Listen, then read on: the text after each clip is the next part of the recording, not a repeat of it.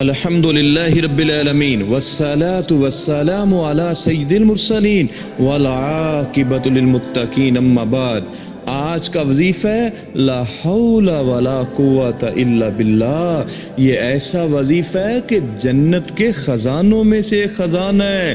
امام مسلم رحمہ اللہ تعالی صحیح مسلم میں اس حدیث کو لے کے آئے ہیں، اور نبی کے عظیم صحابی ابو موسیٰ اشعری رضی اللہ تعالی عنہ اس حدیث کو بیان کرتے ہیں کہ رسول اللہ صلی اللہ علیہ وسلم نے کہا، اے صحابہ کرام، کیا میں تمہیں جنت کے خزانوں میں سے کلمہ نہ بتلاؤں؟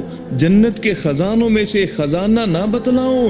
صحابہ کرام نے کہا، اللہ کے نبی، جنت کے خزانوں میں سے ایک خزانہ؟ میں نے عرض کیا، کیوں نہیں، اللہ کے رسول ضرور بتلائیے۔ جنت کے خزانوں میں سے کلمہ اور جنت کے خزانوں میں سے خزانہ ہمیں ضرور بتلا دیں۔ تو نبی صلی اللہ علیہ وسلم نے فرمایا، لا حول ولا قوت الا باللہ۔ یہ جنت کے خزانوں میں سے ایک خزانہ ہے۔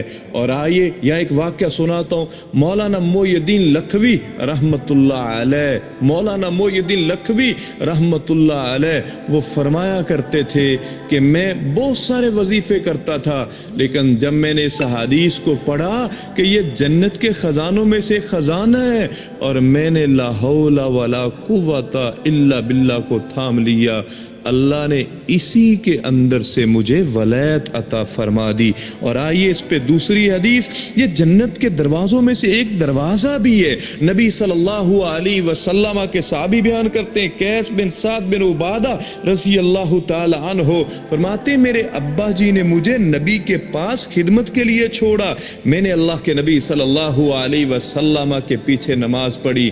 جب نبی صلی اللہ علیہ وسلم فارغ ہوئے، میرے پاس سے گزرے، تو آپ نے مجھے اپنے قدم سے ٹھوکر لگائی اور فرمایا، اے کیس، کیا میں تجھے جنت کے دروازوں میں سے ایک دروازہ نہ بتلاؤں؟ میں نے عرض کیا، کیوں نہیں، اللہ کے نبی بتلائیں، یہ تو میرے لیے اعزاز ہوگا، میں اس کو تھام لوں گا اور اللہ اسی دروازے سے مجھے جنت کا داخلہ عطا فرما دے گا۔ تو نبی صلی اللہ علیہ وسلم نے فرمایا، لا حول ولا قوت الا باللہ۔ یہ جنت کے دروازوں میں سے ایک دروازہ ہے، اس کو تھامو۔ جو آدمی اس کو پڑھتا ہے، یقیناً اللہ اس کو کیا ہے، اس دروازے سے جنت کا داخلہ عطا فرما دے گا۔ وآخر دعوانا ان الحمد للہ رب العالمین۔